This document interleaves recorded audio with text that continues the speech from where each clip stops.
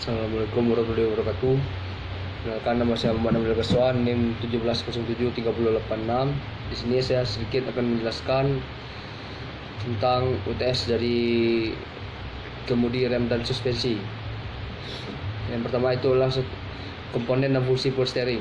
Meskipun ada 3 jenis power steering, namun ketiganya tetap mempunyai fungsi yang sama. Secara umum berfungsi untuk meringankan beban kemudi saat berbelok, namun secara spesifik akan dibedakan berdasarkan masing-masing komponennya. Yang pertama itu adalah hydraulic power steering, ada reservoir tank, fan pump, control valve, power cylinder, steering gear, steering link, steering hose, oil power steering. Front wheel element terdiri dari penyetelan sudut geometris bagian roda-roda depan komponen sistem kemudi serta pada komponen dari sistem suspensi kendaraan. Fungsi wheel element itu berfungsi untuk memaksimalkan performa kendaraan, terutama pada sistem kemudi, memberikan rasa nyaman pada sistem kemudi, menstabilkan kendaraan, menghasilkan daya balik kemudi dengan baik, serta menekan risiko kehausan lebih cepat. Faktor-faktor wheel element itu terdiri dari beberapa faktor. Yang pertama itu steering axis, caster, camber, turning radius, to angle. Yang ketiga itulah komponen: tuas, rem, lock nut, locking point, kawat kabel, part brake strut and spring, part brake lever, adjuster screw, dan brake shoe. Gangguan pada rem parkir, itu yang pertama itu pedal terlalu ringan dan dalam. Jadi pada rem yang tidak memiliki tekanan balik dan harus diinjak terlalu dalam adalah masalah utama pada sebuah rem, sehingga ketika kendaraan melewati jalan yang menurun, walau sudah menginjak pedal rem dalam mobil tetap akan muncul. Yang kedua itulah mobil bergerak ke salah satu sisi. Ketiga itu kemudi bergetar pada saat pengereman. Keempat, seluruh bagian mobil bergetar saat pengereman.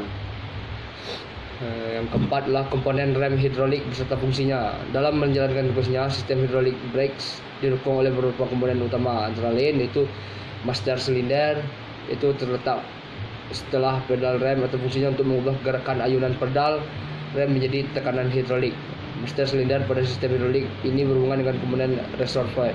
Fungsi reservoir adalah untuk menyimpan cairan minyak rem atau fluida rem yang akan digunakan pada setiap pengereman.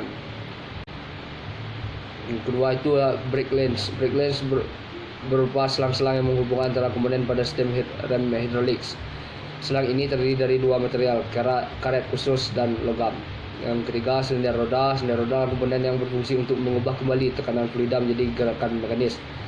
Yang keempat, aktuator rem. Aktuator adalah komponen yang berfungsi untuk mengeksekusi perintah atau sebuah fungsi yang sebelumnya telah diaktifkan oleh pengguna kendaraan.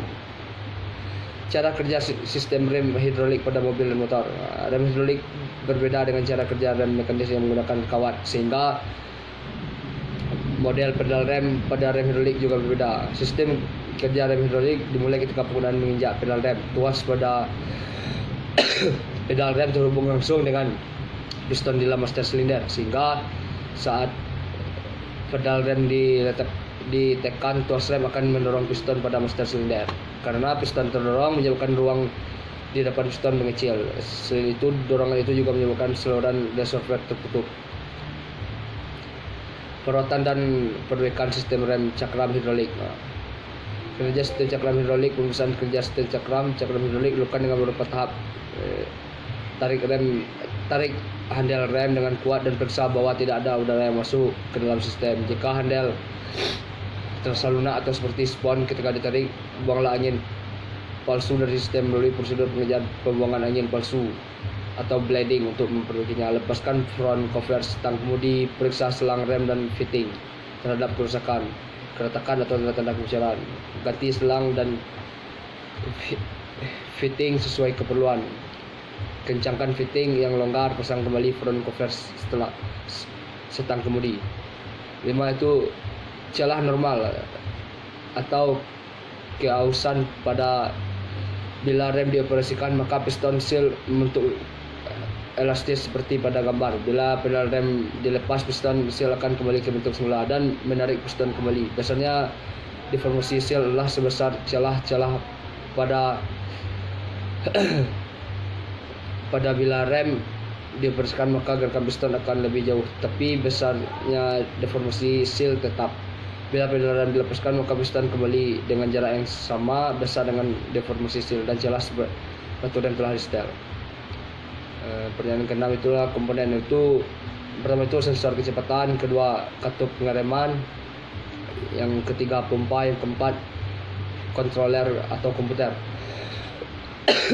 Cara kerja rem ABS pada mobil mengecek setiap saat dan menyampaikan data kecepatan tersebut ke controller. Untuk mobil berhenti secara normal di kecepatan 100 km per jam akan diperlukan waktu selama 5 detik. Tentunya pada saat Anda melakukan pengereman normal tidak akan terjadi penguncian roda kendaraan. Lain ceritanya jika Anda melakukan pengereman mendadak maka roda akan terkunci. Yang nomor 7 itu adalah yang pertama itu backing plate, yang kedua sender roda, yang ketiga sepatu rem dan kampas, 4 brake shoe holder, yang kelima itu parking brake lever. Jadi itu adalah beberapa jawaban dari pertanyaan mengenai UTS kemudian rem dan suspensi. Jadi bila ada kekurangan saya mohon maaf. Saya tutup dengan Assalamualaikum warahmatullahi wabarakatuh.